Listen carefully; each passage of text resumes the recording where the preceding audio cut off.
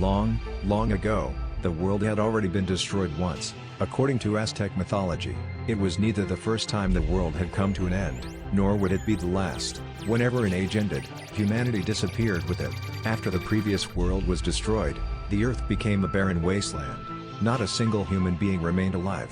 The gods decided to create the world anew. But one question stood before them all: without humans, how could new life ever be created? At that moment, one god stepped forward. His name was Quetzalcoatl. He possessed magnificent feathers, symbolizing the heavens, and the body of a serpent, symbolizing the earth. He was not only the god of wisdom, but also the god of creation and civilization. To bring humanity back into existence, he decided to journey to a place that even the gods hesitated to enter: the Underworld. It was ruled by the Lord of Death.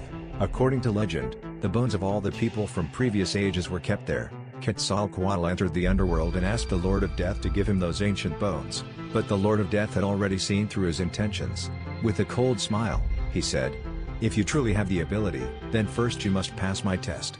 He ordered Quetzalcoatl to run around the Underworld while blowing a conch shell that had no holes. The task sounded simple, but in truth, it was impossible. Even so, Quetzalcoatl refused to give up. He came up with a clever solution. He asked tiny worms to bore small holes through the conch shell.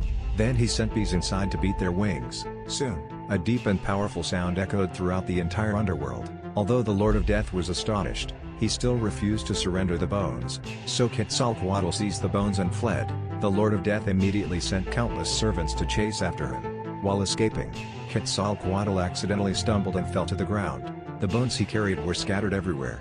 Some were large, some were small, some remained whole, others were broken into pieces. But he did not stop. He gathered every bone he could find and escaped with all his strength back to the realm of the gods. When he returned, Quetzalcoatl placed the ancient bones into a sacred vessel. Then, without a moment's hesitation, he cut open his own body. Drop by drop, his blood fell upon the ancient bones, and then, a miracle happened. The long silent bones came back to life. New flesh began to grow. Humanity was born once again. The Aztecs believed that every person living in the world today was created from those ancient bones together with the blood of Quetzalcoatl. That is why humanity inherited not only the lives of its ancestors, but also the sacrifice of a god. This is the story of Quetzalcoatl stealing the bones of humanity. It is not only a thrilling adventure into the Underworld, it also expresses the Aztec understanding of the origin of human life. Human beings were created not from clay, nor from stone. They were born from the lives of their ancestors, and from the blood that a god willingly gave for them.